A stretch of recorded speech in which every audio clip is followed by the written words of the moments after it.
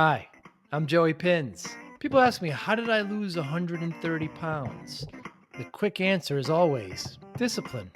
I started my business, wasn't paying attention to my health, was eating too much, drinking too much sweets.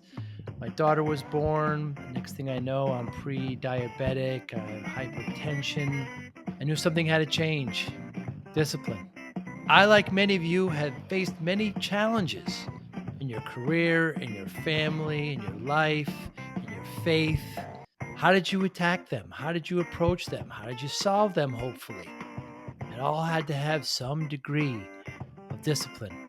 I'm also asked, how did you found and start a tech business that lasted over 25 years? Discipline. I was committed to it, enjoyed technology, didn't enjoy some aspects of it, but knew it was necessary. Discipline. Our podcast mission, how do we use discipline to better ourselves and society? Join me, please, as I talk to interesting people and discuss how they use discipline in their family and their passion and their careers and how it helped them. Our podcast vision, growth through learning from others. Joey Pinz Discipline Conversations. It'll be light and serious. Join us, please. Thank you for consideration. We'll talk about you, David. How are you? Nice to see you. Great, I'm doing fine. You're looking well. Thank you. What are your goals this week at ConnectWise Secure here in Orlando? Well, for me, it's fun to come back here, obviously, because of the whole ConnectWise relationship. So it's fun to be here. It's fun to see old friends, meet new ones. We're having a good experience with CyberFox right now, so it's fun to watch this company grow. I mean, I remember talking to you at IT Nation's birth, and you were, you say things like, I don't know if we barely make any money on these things. I don't know if we're going to continue to do it. I mean, this is 10, 15 years ago, right? Right. And to see it kind of blossom to where it is now, what is that feeling like? Well, yes. We when we first started out with IT Nation, I remember losing $250,000 that first year. Right. And then the loss went all the way up. I think it was 2009. We lost $1.7 million. Wow. And then we turned it around and started, breaking even. So, but look, these events are all great. I think there's a lot of them right now. I wouldn't want to start my own again, for sure. But yeah, these are great events. We meet a lot of people. A lot of people are excited to be here, clearly. So. Yes. And why come back to MSPs? Why are they still so attractive to you? Well, it's where I've cut my teeth. So I'm still an MSP.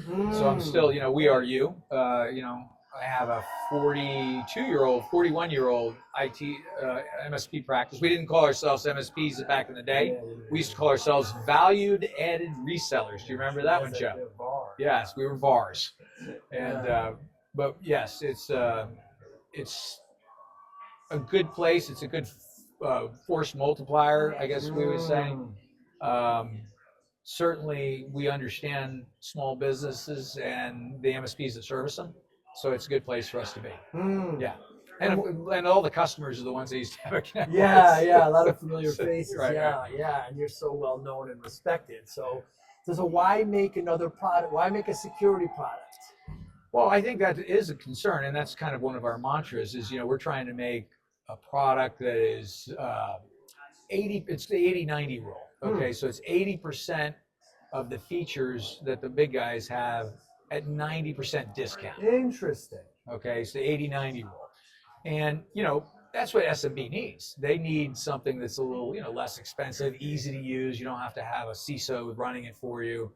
So that's really what we're trying to introduce in the market, is trying to help that small business kind of start covering themselves, because they're underprotected, especially since COVID, and everyone's kind of like got this hybrid environment now where they're no longer behind the firewall, so the firewalls, they're not really helping anymore. So I think that's really what's turned out to be really great, and helping that is nice. I believe in small business. I've run one for a long time. Is it harder now to be an MSP than it was before? I'm not day to day, but I would tell you from what I can see, because they're in the same office with me still. Yes, they've had to definitely change. It's a whole different world. I remember back in the day, we used to just sell a Microsoft small business server, That's right. and a big hard drive, and maybe a big we sold Zenith. Some people did Datto, and that was every 2 years you have to up the hard drive and up the tape backup or the backup system, the BDR system. But yeah, I think it's gotten a lot harder because now you're taking care of things that are 24/7, 365. It's no longer just business hours. You've got to have that system up and running in the cloud. And it's in the cloud, so it makes it a little easier. You're just not your hardware anymore, but still your responsibility if there's any outages. So I think it's harder. It is hard. I think you'd have to have more customers to make the same amount of money. And security has added a whole layer of. Yeah, it has. And the problem with security, at least when we were selling productivity products, that was it was easy to sell because you're basically saying, hey, give this to your very expensive employee and make them twice as efficient. That's an easy sale. When you're selling security, it's like, oh, put this on because otherwise your person is going to get, breached, and it's going to cause you a lot of problems, and you're going to be the bane of your existence is going to be the fact that you've been breached and everyone hates you. So I think it's different now just selling security because it's a cost. It's not a profit center like we used to sell. So I think we had this nice 30-year run where we were selling computers, we were selling all these productivity tools to make that labor dollar go farther and farther. And now we're saying, oh, you've got to protect those employees and their use of these productivity tools. So I think it's gotten harder in that way. So yeah. What's your message? What's your challenge to MSPs this week? Well, I think everyone has to start their road to zero trust. Okay, and we have least privilege product that kind of does that. It's a nice, easy way to start that road. I know a lot of people are doing it, and I think learning what to do and how to do it is rough. I think that's, as an MSP owner myself, I'm kind of like, is there one vendor I can just do that does all of it? I don't think that exists. I don't know if I ever will. So I would say that, finding the right combination of things to use is what you can learn here. And what can vendors do better to help MSPs? Well, I think we can do a lot better job of education. Okay, because I think everyone's trying to understand. Well, what do I do? What should I do first? What should I? How much do I charge my small business customers? And I think that's a challenge too. Small business customer will pay maybe $30 to $50 a month more to get the updated security package, but they're not going to pay $300 more per employee a month. So you're going to have to kind of figure out how to stick all the tools you need in that $30 to $50 and still make a margin. That's the trick. How do you do that? So artificial intelligence will probably make that easier as we go forward, but it's also going to make it harder because the bad guys are going to have artificial intelligence as well. So it's going to be, each side gets the upgrade. Yeah. How has AI made your job? Has it made it easier, more difficult? I think you're starting to see, people can do better phishing attacks with it and things like that. It's easier to fake out the humans.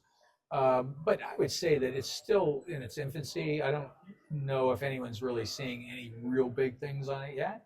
Although, people are, you're starting to see people using the voice modulators to copy someone's voice or copy their likeness. And that's scary to think that's going to happen. But yeah. Yeah. What's your biggest challenge, David, you personally, with the CyberFox? What do you worry about? Look, I mean, it's, when you're growing a company, there's always concerns with, I would say as a security vendor, you want to make sure that you're covering yourself, you're hardening your product so that it doesn't get breached. I mean, you saw it happen in the Kaseya breach. Okay, and I know that ConnectWise had one a little bit with Screen Connect. So that I think is your biggest concern, is to make sure you're always hardening your product so that it doesn't get breached. Okay, and we've done a good job with that. But I think you always have to be looking over your shoulder, and you always have to be making sure. Okay, well, I got it, and it's a spend of money that you don't necessarily. There's not an ROI for, so you got to do it. You have to protect that product against the bad guys, the bad actors that are out there. And unfortunately, those bad actors, they're in Brazil, they're in Ukraine, they're not, the long arm of the law can't get them. Right. So Yeah, I some are think- government sponsored, like North Korea. Right. Right. That's right. Yeah. So I think that's the concern is you're always, I think SMB is not as big a target as the big guys, but I think that's coming. I think they're recognizing, they're kind of unsecured, so let's go after them and go with volume. Yeah. For those MSPs that want to they have a product, they want to become a vendor. I mean, you're on both sides. Any advice to MSPs that They want to start. They want to offer a product to other MSPs. Oh, I think that's the easiest way to. And I've seen a lot of that happen. Yeah. And it happened with us at ConnectWise. Sure We did. didn't. We wrote that application for ourselves. Right. Okay, so we didn't have really no intention of reselling it. And I think what happens though is you'll know if you've got something really good because everyone in your peer groups and stuff like that will like, hey, can I have a copy? Have a copy. They're like, oh, okay, we've got something here. And I think probably the first thing you want to do is get your first 10 customers to see if you really have anything before you start blowing too much money. Because it is a game where you kind of lose money the first 5 years, 4 years. And so, you don't want to lose your own money. So I would think that's the most important thing to do is kind of make sure you have a really good product. You'll know because people will come knock on your door asking for it. Right. Yeah. Yeah, the customer first, right? I mean, that whole kind of mentality. I've been reading lately about Jeff Bezos and Amazon, that whole customer obsession that they do over there. It's really interesting. Absolutely. Yeah, anytime. Yeah, I think, and that's where we consider an 80-90 rule. 80% of the features for 90% of the discount. Yeah. We think that really, that's what works. Easy to use too. Got to be easy to use. Because no one wants to hire, $150,000, $200,000 CISO to run everything. And I think that's what MSPs, do I have to be an MSSP? It's like, no, I don't think so. I think the tools are getting easier and easier, and it's kind of like, did we have to become a cloud vendor? No, Amazon kind of came to save the day for all of us. Instead of having to build all our own data centers, they were built for us. And I think the same thing will happen with security. So. Hey, what's something about you that people be surprised about personally? Boy, that's a tough one, Joe. Something about me. Well, I was in retirement for 3 years, and I got incredibly bored. Yeah. First 18 months was wonderful. Right. Okay, it was wonderful. And you slept till 9 o'clock, and it was like, then you thought about what flavor coffee should I get? But then after 18 months, I got bored. Right. And that's why I came back. It was just so, I decided that it was a good idea to come back and keep busy. So that's kind of what I'm doing. And I think it's fun doing that. It's fun helping small businesses be successful because I think it's the lifeblood of certainly the U.S. economy. Yeah, I can't ever imagine me retiring. No, I don't think you want to retire ever. I think you want a job that starts at like 10 it back a little bit. Yeah. 10 a.m. You can leave it too. Yeah. Pay yourself $1 a year so that you can disappear whenever you want. Disappear, yeah. You have an office. Golf in there. Right. So, David, thanks so much for your time today, my friend. Thank you. Be Appreciate well. it. Thank you, Joe. Bye. Thank you for listening and or viewing Joey Pinz Discipline Conversations. Please share this episode with one or two of your friends who you think may benefit from the episode. Our website, www.joeypinz.com. There you'll find lots of resources and you could join our mailing list. Please follow us on all our social media, Instagram, Twitter, and Facebook. Podcast information, the video version of our podcast is on YouTube. Please subscribe. Audio is on all major podcasting platforms. Please follow them. And if you like it, please consider giving 5-star rating. Would really appreciate that. Thank you again for listening or watching Joey Pinz Discipline Conversations.